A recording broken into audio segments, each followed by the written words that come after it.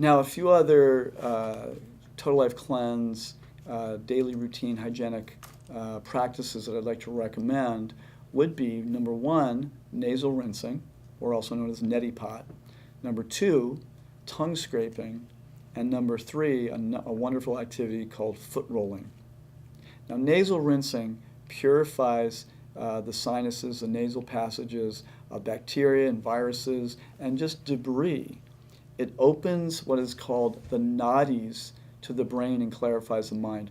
The idea is that when there's these little channels, in Ayurveda they're called nadis, they're like little nerves, little nerve pathways that actually go up to the brain. And when those nadis become toxic or burdened by dust and bacteria and viruses and fungus and all kinds of stuff, what happens is that we don't actually think as clearly. How we breathe through our nasal passages is really important. Think of how you feel when you have a cold or really bad allergies. It's really difficult to think clearly. It's amazing how doing a nasal rinse clears the breathing capacity, but also clears the mind. So there's a few different ways to do it. You can get a neti pot from any pharmacy these days, any health food store.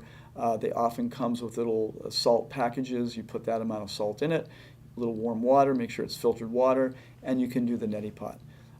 These days, a lot of people seem to like these squeeze bottle nasal rinses, which are very easy, the same principle. The neti pot, you do the pot and you basically tip your head a little bit, and the water goes up one side, goes out the other side. And then you do the other side, and then water comes out the other side like that.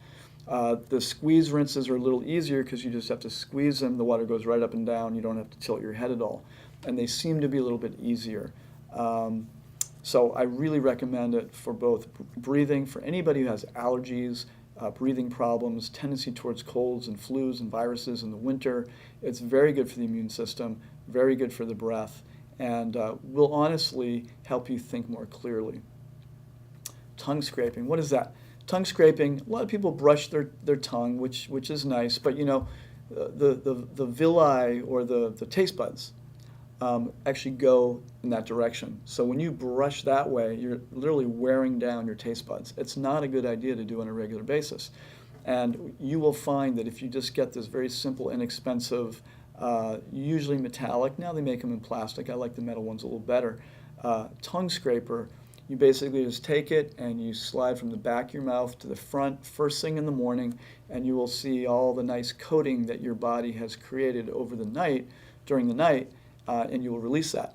That coating is called amma, or toxins. It is your body's attempt at removing toxins. It's really important to clear that off, because what do we tend to do? If we don't brush our tongue, then what we tend to do is have some coffee or have something hot in the morning, and you're just swallowing those toxins all over again.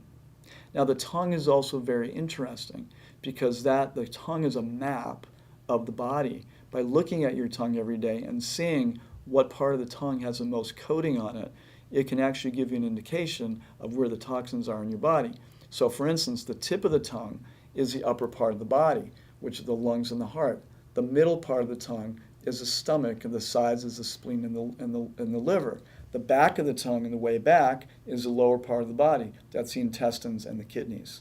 So a lot of times people, if they look at their tongue, they'll see the back third of their tongue, a lot of white coating, and that may indicate that there's yeast or fungus or unhealthy bacteria or even parasites or fungus in the intestinal tract. So scraping the tongue gives us information, but it's also very cleansing and hygienic. You're getting those toxins out.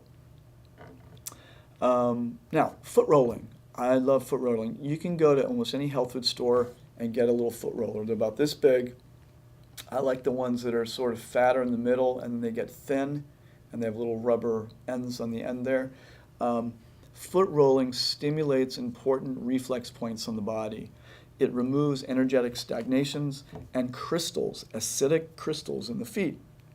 All the nerves and nadis in the body go to the bottom of the feet. When the feet get stiff and crystallized with acid waste, guess what? It actually impacts your organs. And by getting the circulation in the feet going, it actually will enhance circulation in a particular organ.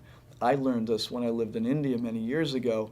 I was having pain in the right side, which was due to the liver, and someone gave me a foot roller. I really didn't know what was going on, but I was rolling my feet, and every time I did that, my liver started gurgling.